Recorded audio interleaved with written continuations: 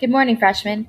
Today we will be reviewing the physical and geographical location of the southern colonies in order to understand how these characteristics impacted the social and economic activities of the region. We only have a few more weeks till the state tests. Let's make sure we master this information. First, let's review some vocabulary from earlier this year.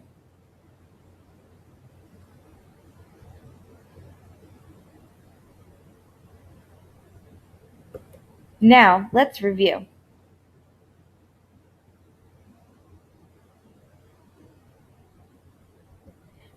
Here are key ideas and our vocab words for today.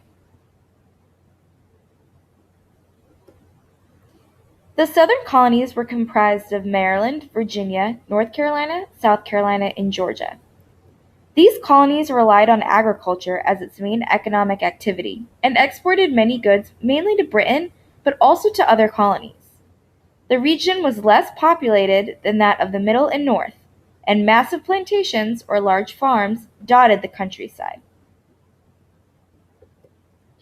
The climate of the southern colonies was very mild.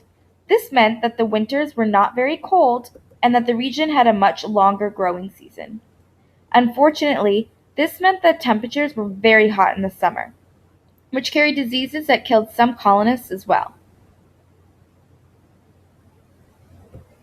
The geography of the region was a wide coastal plain dotted with hills and forests. Many of the forests were cleared to build the large plantations.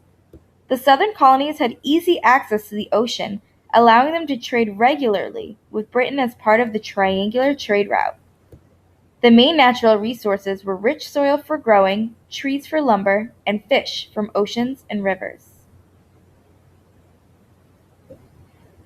The hot and wet climate of the South made farming very easy. Tobacco became a cash crop for Virginia, Maryland, and North Carolina. Rice and indigo were important crops in the South.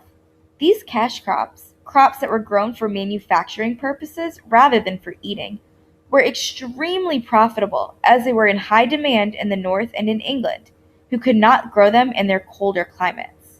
So the South ended up making a lot of money off of these products. The South's reliance on cash crops led to the rise of the plantation system.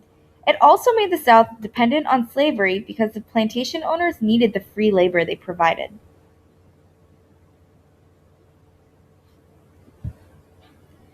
Large plantations tended to lie along oceans and rivers, and other inland waterways. Plantation owners could often load their crops onto ships without having to bring them to major ports first. Since the Southerners relied less on ports, fewer cities formed in the South.